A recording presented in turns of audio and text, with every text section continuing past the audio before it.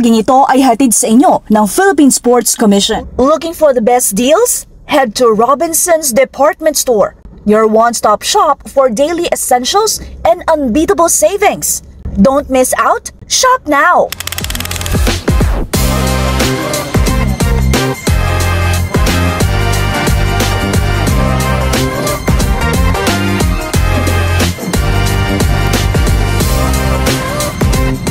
I started an athlete in Tacloban City. Tapos nung merong competition doon na palarong pambansa, na-scout na nila ako pero hindi pa ako that time pinapayagan kasi bata pa nga ako ng National Capital Region. Hanggang first year, second year college ako sa Divine Word University, nagkaroon kami ng SQUA na competition. Yun, na-scout ako ng Southern Tagalog ng National Capital Region. Yung PUP group yun ang naglaro doon. So kinuha nila ako. Pero I was 16 years old that time, so yung mother ko hindi mo na pumayag until I reached 18. So pag reach ko ng 18, yun na, nag-travel na ako sa Manila, 1988, pumasok na ako sa PUP. So doon, nakagraduate ako. So 2 years pa lang ako doon, kinuha naman ako sa national team. Nag-try out kami sa national team. I was blessed na nakuha tayo kaagad sa national team. First tryout ko pa lang. So yun, nagtuloy-tuloy ako sa national team. By 1994, kinuha naman tayo sa military. So pumasok tayo. Anyway, hindi naman tayo nag-duty, no? Parang special service kasi ang tawag doon. So habang nasa military kami, syempre malalaki kami. Itong coach ng Dragon Boat doon, naman sa amin, nag-scout. Sabi nga, baka naman po pwede, kinukulang kami ng mga babae, mag-Dragon Boat kayo. So, trinay namin, nag-Dragon Boat kami, which is effective kasi upper body. So, medyo malakas yung palo-palo namin, di ba? So, develop na talaga yung upper body namin. And then, technique na lang yung ituturo ng coach sa Dragon Boat.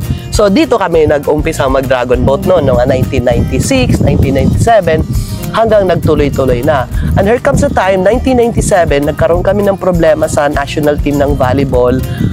I was a team captain that time. Umalis kami. Kasi yung iba gustong tanggalin. Sabi ko, kung tatanggalin sila, tanggalin mo na rin kami. As a team captain, kailangan kong ipaglaban din yung mga tinatanggal. Sabi ko, sige, isama nyo na ako doon. So anyway, yun. Kaya napunta ako sa Kanukayak Dragon Boat. Nag-tryout ako ngayon ng kayak.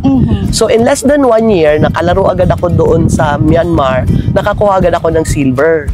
Kasi yung determination mo na, yung passion na, hindi, kaya ko pang mag-excel kahit hindi na ako volleyball player. So yun yung naging ano ko, yung dream ko, yung purpose ko sa buhay, yung wisdom, you know. Kaya doon nagsimula hanggang nagtuloy-tuloy na po, nakatapos tayo ng pag-aaral sa Polytechnic University, major in physical education, nag-masteral ako sa pamantasan ng Lungsod ng Maynila, and then I trained abroad for coaching, level 1, my level 3, I took it in Hungary for 3 months. So, ayun, yun ang naging buhay ko. Kaya umikot sa sports talaga puro sports, from indoor to outdoor. Yun ang nangyari sa akin. When you were a volleyball player, you received an award at nanalo kayo sa international competitions. 1993, we are the last gold medalist in Southeast Asian Games. Our group, I was awarded as best setter that time.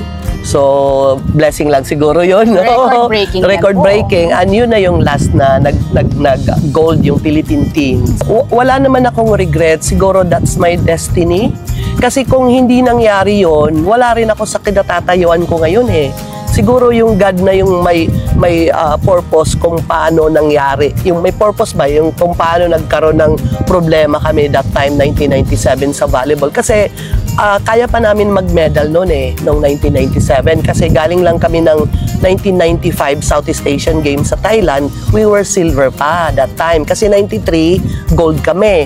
97, silver pa kami. Eh, dihado kami kasi home court advantage ng Thailand eh.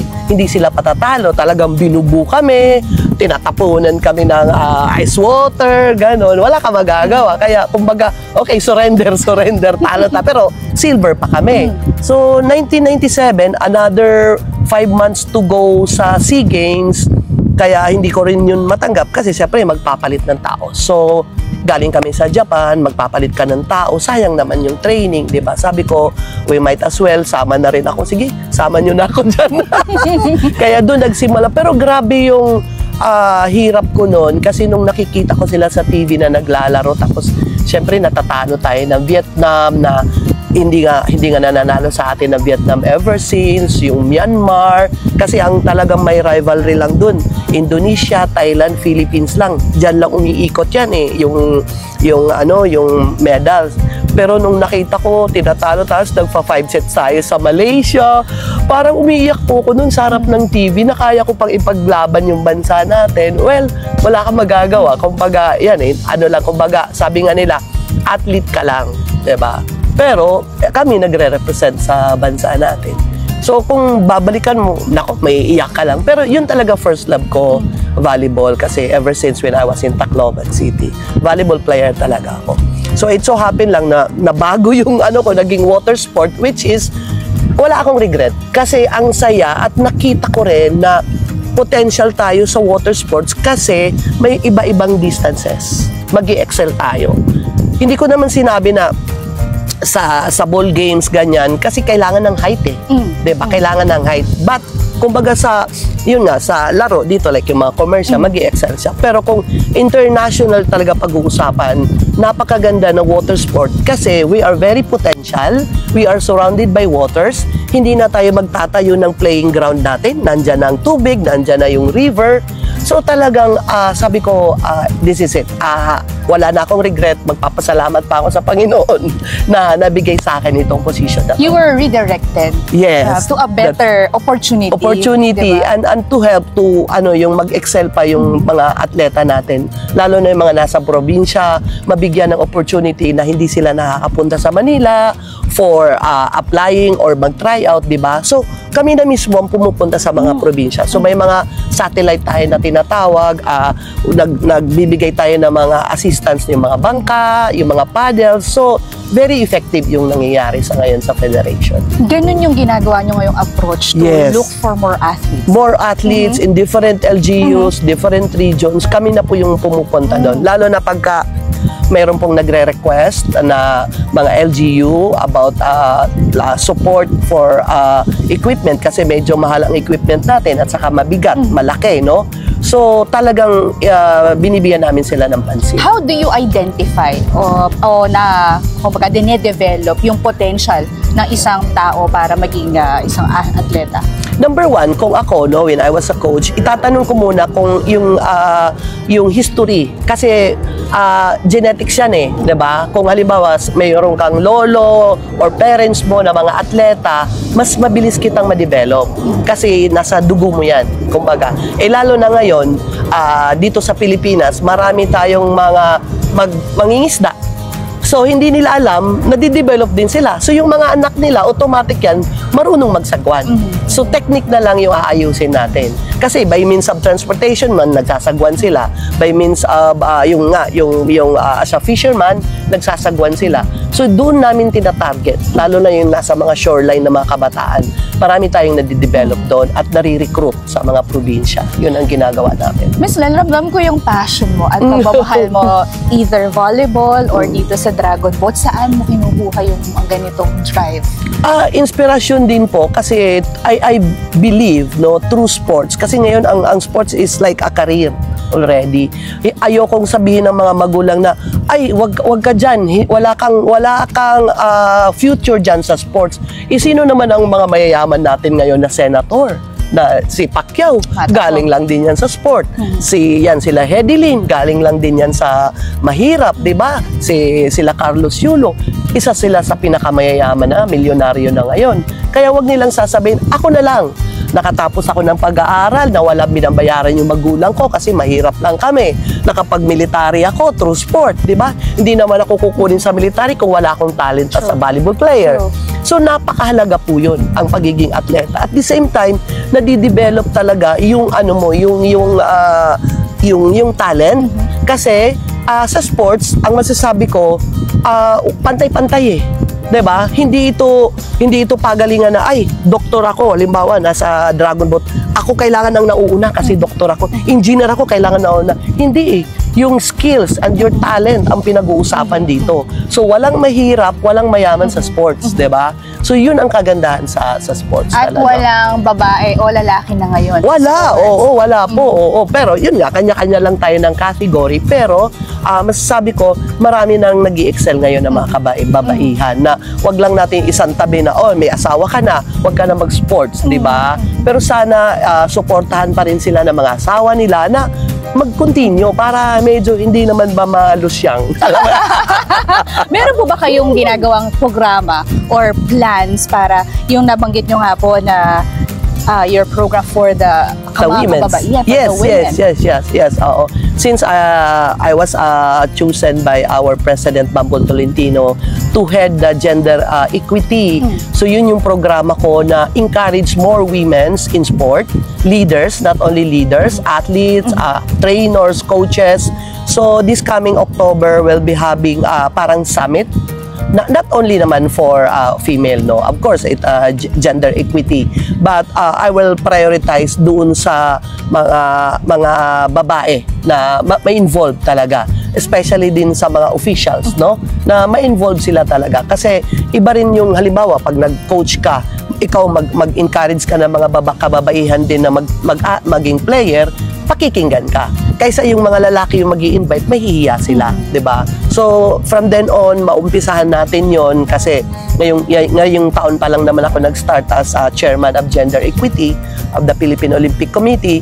I hope masuportahan tayo, and then I'll do my best kung ano yung na-experience ko, kung ano yung pa yung dapat gawin natin na to improve pa yung women's participation in the Philippines. But looking back in your journey, ano sa tingin mo yung pinaka-proudest moment mo as an athlete, as a coach, as someone in position? Well, ang masasabi ko lang is, kasi kung seryoso ka talaga as an athlete, no? When I was an athlete, hindi tayo napunta kahit marami nag-invite tayo sa masasamang bisyo, talagang desidido ka na, hindi, mag-focus ka na, ito talaga ang dapat kong gawin, maging good example ka lagi para makita ng mga kababayan mo na, ay, ano yan, straight yan, talagang hindi nagdroga yan, hindi umiinom pero sorry, parte yun, pero hindi ako nanigarilyo, yun yung na-control ko yung sarili ko na kahit maraming nag-aaya sa'yo, alam mo naman dito sa Manila, di ba? So, and then, of course, yung achievement mo na from province, nag-excel ka, then until now, hindi pa rin mabura yung mga record, yung record, no? Pero, anyway, ano lang yan history na yan, oo. So, ngayon, I'm looking forward to develop more athletes para naman to represent our country, para ma-uplift lalo yung Pilipinas. Yun. How did your experiences talagang shape the person you are right now? Very, very important po yung experience kasi from magte-training ka na wala kang kinakain, no? O, minsan isang araw ka lang dahil ito lang yung budget mo, wala ka pang support from nung nag-uumpisa ako sa PUP. Napakalaking bagay kaya as much as possible pinaglalaban ko na magkaroon ng pagkain sana yung mga atleta. Yun yung lagi kong sinasabi sa kanila na kahit papaano makasupport tayo sa inyo. And then it's so happy naman yung isang wish ko na yon is nag-grant kaagad nito nung bagong pasok si Chairman Pato Gregorio na in-increase niya yung allowance sa mga athletes. Sobrang thankful po kami doon na nagawa niya yon. Then isa kasi yun talaga na gusto ng mga ng mga coaches ng federation na magkaroon nga ng extra allowance pa yung mga atleta kasi kung yung iba tumatanggap lang ng 10,000 so may additional 5,000, malaking bagay yon. And then of course to get more sponsor, they can sponsor directly to our athlete. Okay po yun. So para lang yung supplements mabigyan din sila na masustain yung supplements nila kasi hindi naman enough na kumakain ka ng kanin at saka ulam tapos mag-gym ka, di ba? Ang labanan ngayon is iba na. Level up na. May conditioning coach, may strengthening coach, may nutritionist, psychologist pa, di ba? So talagang scientific ang approach mo. Physically and mentally. Exactly. Even the equipment, kailangan humabol ka. Pag huli ka na ng equipment mo, paano ka mananalo, di ba? So talagang nag-upgrade tayo every year. So non-stop talaga ang searching for best to the athletes, no? So kailangan yun. So as a leader, hindi ka rin talaga titigil kung paano pa sila mabigyan para mag-excel pa sila. Ang bahaging ito ay hatid sa inyo ng Smart Sports. Waterproofing o sealant ba ang hanap mo? Sa German technology ng Sista, protektado ka hanggang 10 taon. Yan ang tapal na tatagal.